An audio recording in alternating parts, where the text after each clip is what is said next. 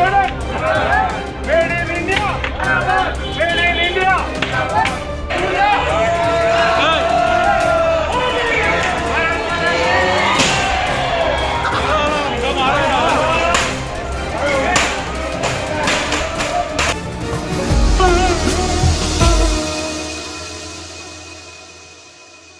नमस्कार, the wire में आपका स्वागत है। मैं हूं आरफा खानम शेरवानी।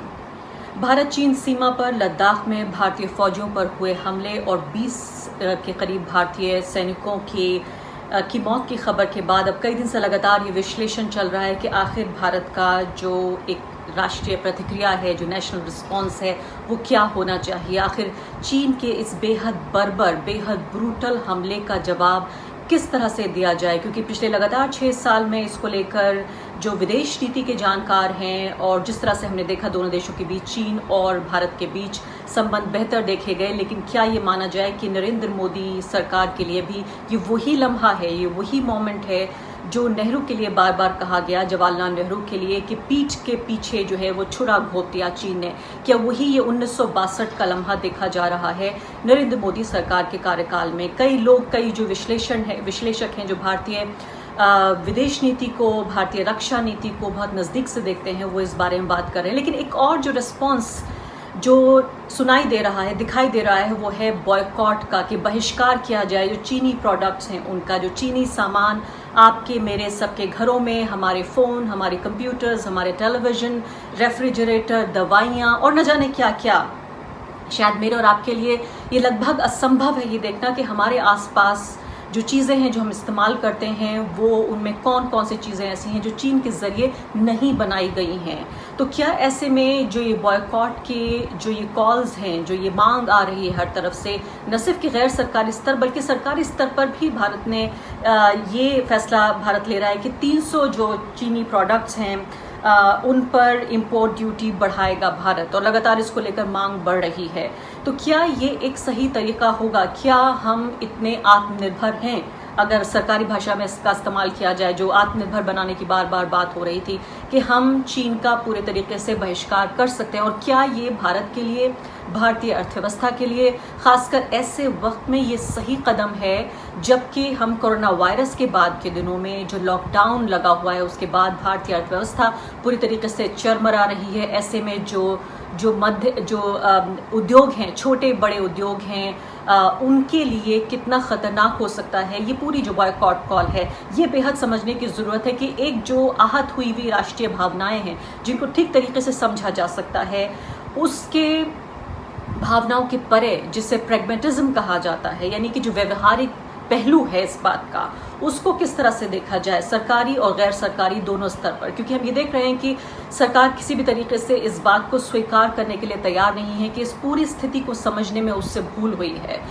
नरेंद्र मोदी जी जो हैं वो चीन के साथ, चीनी नेता के साथ, शी जिनपिंग के साथ उनकी 18 बार मुलाकात हुई पिछले 6 सालों में, और उनके बेहद करीबी ताल्लुकात एक तरह से दिखाने की, बताने की कोशिश की गई। ऐसे में उनके लिए बेहद मुश्किल है इस बात को स्वीकार करना कि वाकई जो भारत की विदेश नीति है, खासकर चीन के मद्देनज़र, वो नाकाम रही, और इसीलिए जो घटनाक्रम है उसको अलग तरीके से, इन फौजियों की मौत के बाद भी इसको अलग तरीके से बताने की कोशिश हो रही है। जैसे आपको मैं उदाहरण ये देना चाहती हूँ, इससे पहले कि मैं उस आंकड़े पर आऊँ कि क्यों ये जो बहिष्कार की जो कॉल्स हैं, बहिष्कार की जो बातें की जा रही हैं, ये पूरी तरीके से खोखली हैं। देखने की ज़रूरत है कि खबर ये आई है आज ही कि 10 भारतीय फौजियों को भारत ने रिहा कराया है चीन की कैद से, और काफ़ी जद्दोजहद के बाद।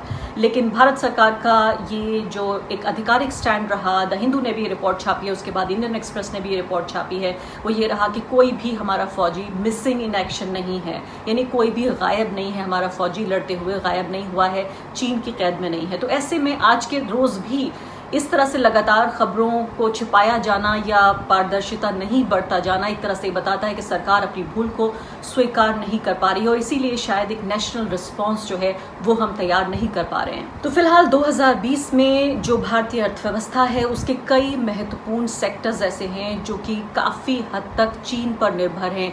चीन से जो आयात हम करते हैं, जो इंपोर्ट करते हैं, उस पर काफ़ी हद तक निर्भर है। मैंने अपने सहयोगी मिताली मुखर्जी से ये जानने की कोशिश की कि क्या जिस तरह से जो एक अंदरूनी राजनीति देखने को मिल रही है चीन के इस हमले के बाद, इस मुठभेड़ के बाद, क्या ये समझा जाए कि हम वाकई जो चीन की आर्थिक कमर है वो हम तोड़ सकते हैं अगर हम ये इंपोर्ट बंद कर दें? क्या हम ऐसी स्थिति में हैं कि हम ऐसा कर सकते हैं? देखिए आरफा, लद्दाख को लेकर आजकल लोगों के मन में बहुत गुस्सा है, बहुत दुख है, जो कि जायज़ है। और एक ऐसी फीलिंग है कि शायद आयात को लेकर, ट्रेड को लेकर हमें चाइना को एक ज़ोरदार जवाब देना चाहिए। ये डिसीजन लेने से पहले, ये फ़ैसला लेने से पहले हमें कुछ बातों पर गौर देना पड़ेगा और कुछ आंकड़ों पर भी गौर देना पड़ेगा। सबसे पहली बात यह है आरफा कि इस समय में कोई भी ऐसा देश नहीं है जो कि पूरी तरह से आत्मनिर्भर है, और इसलिए व्यापार का जन्म हुआ है, क्योंकि कुछ ऐसी चीज़ें हैं जिसमें मैं सक्षम हूँ और वो मैं आपको बेच सकती हूँ, और कुछ ऐसी चीज़ें हैं जो आप बहुत कुशलता से बना सकते हैं और आप मुझे बेचते हैं। यही व्यापार है। अब आते हैं आंकड़ों पर। यहाँ पे सबसे बड़ी प्रॉब्लम खड़ी होती है। भारत की तरफ से पहले देखते हैं जो हमारा आयात निर्यात, इंपोर्ट एक्सपोर्ट फिगर है। तो हम जो चाइना को एक्सपोर्ट करते हैं, हमारे टोटल एक्सपोर्ट में से वो है 5% उसका कंट्रीब्यूशन, और जो हम इंपोर्ट करते हैं वो है 14%, 14%। चाइना के लिए यही आंकड़ा बहुत छोटा है। चाइना हमें जो एक्सपोर्ट करता है उनके टोटल एक्सपोर्ट्स में से ये केवल 3% का कंट्रीब्यूशन है, और जो वो इंपोर्ट करता है वो तो बहुत ही छोटा फिगर है, यानी 1%। मतलब कि अगर कल को हमने डिसाइड किया कि आयात निर्यात बंद किया जाए तो ज़्यादा धक्का, ज़्यादा महत्वपूर्ण धक्का इंडिया को पड़ सकता है। यह है एक किस्म का इन्वेस्टमेंट। जो दूसरा किस्म का इन्वेस्टमेंट है वो है जो चाइनीज़ कंपनियों ने या चाइनीज़ इन्वेस्टमेंट फर्म्स ने कंपनियों में पैसा डाला है। पिछले 5 साल में आप किसी भी स्टार्टअप को देख लीजिए या सबसे बड़े बड़े स्टार्टअप्स को देख लीजिए भारत में, उन सभी में चाइनीज़ कंपनीज़ ने पैसा डाला है। 5 साल में कुल मिलाकर $4 बिलियन गए हैं, और ये है नाम जैसे ओयो, पेटीएम, ज़ोमैटो, सबसे नामे पहचाने स्टार्टअप जो हैं उनमें चाइना का ही पैसा है। तो मेरे ख्याल से ये 2 बातें हैं जिन पर बहुत गौर देना पड़ेगा जब हम ट्रेड टाइज की बात करते हैं या इनको काटने की बात करते हैं। तो मिताली ने आपको बताया कि किस तरीके से ये हमारे लिए लगभग नामुमकिन है कि अगर हम सारा इंपोर्ट भी ख़त्म कर दें और ये कहें कि कल से हमारा कोई लेना देना नहीं है चीन से, तब भी चीन के ऊपर रत्ती बराबर असर नहीं पड़ेगा, क्योंकि उनके लिए वैसे भी अगर एशिया में ही देखा जाए तो दूसरी बड़ी मार्केट्स हैं, बाजार हैं जिनको वो तलाश कर सकते हैं। और किस तरह से कमोबेश से 2 से 3% जो है चीन के पूरे एक्सपोर्ट का हिस्सा है, और हमारे लिए कितना बड़ा वो एक हिस्सा है जिसको हम इम्पोर्ट करते हैं।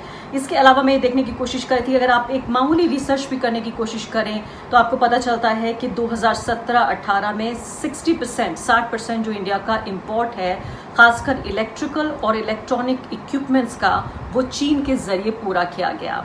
और जो स्मार्टफोन की हमारी पूरी इंडस्ट्री है उसमें फ़िलहाल जो सबसे बेहतरीन, जो बेस्ट सेलिंग फ़ोन हैं, फ़ोन के ब्रांड्स हैं, उन 5 में से 4 चीन के हैं, 1 भारत का है। यानी 4 फ़ोन जो सबसे ज़्यादा बिक रहे हैं, 5 फ़ोन, उनमें से 4 चीन के हैं। आप ये देखिए, पूरा बैलेंस देखिए आप कि किस ओर जा रहा है। यानी हो सकता है कि आपके हाथ में जो ये फ़ोन है जिसमें अभी आप ये देख रहे हो, ये मेरा कार्यक्रम, वो भी चीन के का ही बना हुआ हो।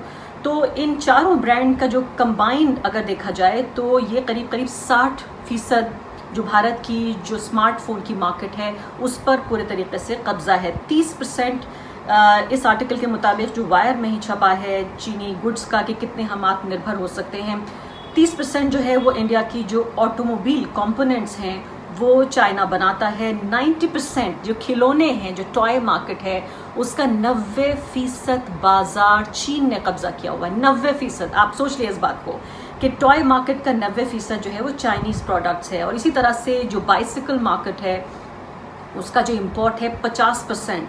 आप ये सोचिए कि पूरे इतना बड़ा दुनिया का मार्केट, उसका 90% टॉयज़ का, बाइसिकल का 50%, फ़ोन का 60%, और इसके अलावा दवाइयों, फार्मास्यूटिकल अगर देखें उस सेक्टर में भी काफ़ी हद तक हम निर्भर हैं। मैंने मिताली से ये भी जानने की कोशिश की कि क्या जो नुकसान है वो किसका ज़्यादा होगा। अगर हम अभी ये तय करें कि हम पूरा इंपोर्ट बंद कर देते हैं, एक्सपोर्ट भी बंद कर देते हैं, या काफ़ी हद तक उसे घटाने की भी कोशिश करते हैं, तो कितना असर पड़ेगा भारत पर और चीन पर। जी आरफा, मेरे ख्याल से ये बात आपने जो उठाई है वो बहुत बहुत इम्पॉर्टेंट है, और वो है कि इससे किसको फ़र्क पड़ रहा है और इससे किसको हानि होगी, किसकी लॉस होगी। तो चाइनीज़ प्रोडक्ट्स की एक बात है, वो है प्राइस, दाम। लोग उनको इसलिए ख़रीदते हैं क्योंकि जो प्राइस है वो काफ़ी कम है, और कई मामलों में ये प्रोडक्ट फिर भी काफ़ी अच्छी तरह से परफॉर्म करता है। तो सबसे ज़्यादा उन लोगों को धक्का पड़ेगा जो कि बहुत कीमती प्रोडक्ट्स अफोर्ड नहीं कर सकते हैं। शायद मैं एक एयर कंडीशनर ख़रीदना चाहती हूँ और जो चाइनीज़ एयर कंडीशनर है वो 5-10 हज़ार कम है, जो कि मैं अफोर्ड कर सकती हूँ। अगर कल को मुझे बोला जाए कि ये ऑप्शन बाज़ार से हट गया है, तो मुझे वो परचेज़, मुझे वो ख़रीद रोकनी पड़ेगी। ना मैं वो एयर कंडीशनर ख़रीद सकती हूँ, ना वो टोस्टर, ना मिक्सी। तो जब हम बात करते हैं कि ये सबसे ज़्यादा किसको इम्पैक्ट करता है, ये हमारे देश के सबसे गरीब लोगों को, या एटलीस्ट उन लोगों को जो बहुत कीमती प्रोडक्ट्स नहीं अफोर्ड कर सकते, उनको इम्पैक्ट करता है। एक और बात है आरफा कि ये चाइनीज़ इंपोर्ट्स की बात करते हैं, तो ये क्या इंपोर्ट्स हैं? हमें लगता है कि वो बने बनाए गुड्स हम पे आके डंप कर देते हैं। ऐसा नहीं है। सबसे ज़्यादा जो हम चाइना से इंपोर्ट करते हैं वो है रॉ मटेरियल दवाइयाँ बनाने के लिए, रॉ मटेरियल मशीनरी बनाने के लिए। वो रॉ मटेरियल पार्ट्स हम चाइना से लेके आते हैं और फिर फिनिश्ड गुड इंडिया में ही बनता है। तो अगर हमने रॉ मटेरियल रोक दिया, इसका मतलब जो ये छोटी कंपनियां हैं उनको ज़्यादा दाम देना पड़ेगा ये रॉ मटेरियल ज़्यादा कॉस्ट पे ख़रीदने के लिए, और दो, शायद ये रॉ मटेरियल इतनी रेडिली, इतनी जल्दी अवेलेबल भी ना हो, जो कि मेडिकल कंपनीज़ के लिए बहुत बहुत सीरियस मामला हो सकता है। एक और बात है आरफा कि अगर हमने ये डिसीजन ले लिया कि कल से हम चाइनीज़ गुड्स नहीं खरीदेंगे, तो ये बात कहाँ रुकेगी, क्योंकि या तो आपको अपना फ़ोन फेंकना पड़ेगा, या जैसे हमने ट्विटर वगैरह पे देखा है अपना टीवी बाहर फेंकना पड़ेगा, और शायद जब आप जाके कोई यूरोपियन गुड भी ख़रीदें पर उसमें कोई ना कोई पार्ट चाइनीज़ हो सकता है। तो इसमें लॉजिक बहुत कम है, और मेरे ख्याल से अब जो समय है वो लॉजिक और रैशनैलिटी से काम करने का है। तो सीधे सीधे मिताली ने आपको बताया कि कैसे क्वालिटी और प्राइस, यानी कि दाम इतना सस्ता है चीन का, और उसके मुकाबले जो उनकी क्वालिटी है शायद वो उतनी ख़राब ना हो कि अगर भारत में ही वही प्रोडक्ट अगर हमें उतने पैसे में मिले। तो ये जो कंपेटिटिव प्राइसिंग है, इसी से शायद पूरी जंग जीतता है चीन। तो इन्वेस्टमेंट का मैं जिक्र कर रही थी कि इन्वेस्टमेंट को अगर देखने की कोशिश करें, आपको मिताली ने भी बताया, थोड़ा और विस्तार से समझ लेते हैं कि जो चीन ने पैसा इन्वेस्ट किया हुआ है भारत में, उसको अगर हम देखें तो करीब करीब अंदाज़ा ये है कि $4 बिलियन जो है वो चाइनीज़ टेक इन्वेस्टमेंट है भारत में, जो स्टार्टअप्स हैं, जो नई कंपनियां हैं उनमें अभी, जिसमें अलीबाबा ग्रुप का ही सिर्फ जो स्ट्रेटेजिक इन्वेस्टमेंट है वो बिग बास्केट में $250 मिलियन है, Paytm.com में $400 मिलियन है, $400 मिलियन, $400 मिलियन रुपए भी नहीं, $400 मिलियन। पेटीएम मॉल में $150 मिलियन है, जोमेटो में $200 मिलियन है, स्नैपडील में $700 मिलियन है। इसी तरीके से दूसरे अगर चाइनीज़ ग्रुप देखें तो उनमें भी अलग अलग जो फर्म्स हैं, जैसे बायजूस है, $50 मिलियन है, Dream11 है, $150 मिलियन, फ्लिपकार्ट, हाइक मैसेंजर, ओला, स्विगी, ये तमाम जो बिल्कुल हाउस होल्ड नेम्स बन चुके हैं, घर घर में ये नाम बिल्कुल लोकप्रिय हो चुके हैं, इन सब में जो चीन का इन्वेस्टमेंट है वो भी पूरी तरीके से नकारा नहीं जा सकता। तो यानी कि हमारी जो पूरी मार्केट है वो प्रत्यक्ष या परोक्ष रूप से चीन के ऊपर निर्भर है। ऐसे में जबकि हम पहले ही आर्थिक व्यवस्था के बेहद ख़राब दौर से गुजर रहे हैं, ये इस तरह के का जो रिस्पांस है, यानी पूरी तरीके से सोचा समझा रिस्पांस ना होकर के ऐसे वक्त में जबकि हमारी पीठ में छुरा घोंपा है चीन ने, ऐसे में हम ये इस बात को कबूल करें, इस बात को स्वीकार करें कि जो पूरी यथास्थिति थी उसको समझने में हमसे भूल हुई। हम शायद इस बात को नहीं समझ पा रहे थे, और हम अब इस पूरे माहौल का, पूरी स्थिति का जायज़ा लेते हुए हमारे देश में, देश के जो लोग हैं और फिलहाल की जो आर्थिक स्थिति है उसके मद्देनज़र क्या तरीका होना चाहिए, क्या विकल्प होना चाहिए, उसको समझते हुए हम फैसला लें, बजाय इसके कि हम जो पुतले हैं वो जला रहे हैं शी जिनपिंग के। और अगर शी जिनपिंग भी जिसको नहीं मालूम है तो वो नॉर्थ कोरिया के नेता का पुतला जला रहे हैं, कुछ अपने घर में ख़राब जो खिलौने पड़े हुए हैं वो जला रहे हैं, कोई जो है वो बिजली के तार चीन के हैं वो जला रहे हैं। तो आप ये सोचिए कि जब ये मैं देख रही थी ये वीडियो, खासकर जो अपनी स्क्रीन पर आप देख रहे हैं, कि जब ऊपर मंजिल से ये टीवी फेंका गया इस रेजिडेंशियल कॉम्प्लेक्स में, तो क्या ये टीवी फेंकने का ये विकल्प चाइनीज लोगों के पास भी है? क्या भारत इस तरह के टेलीविज़न बनाता है जो चीन को हम बेचें, और ये ऑप्शन उनके पास है कि जो इंडियन टेलीविज़न चाइनीज़ बेडरूम्स में और ड्राइंग रूम्स में रखा हो और उनको वो वहाँ से फेंकें? तो ये हमारे लिए एक सोचने की घड़ी है कि क्यों नहीं अपनी अर्थव्यवस्था को हम खुद आत्मनिर्भर बनाएं। तो शायद आज अगर ये हम फैसला लें तो अब से 5, 7, 10 साल बाद शायद इस पर हम अमल कर पाएं।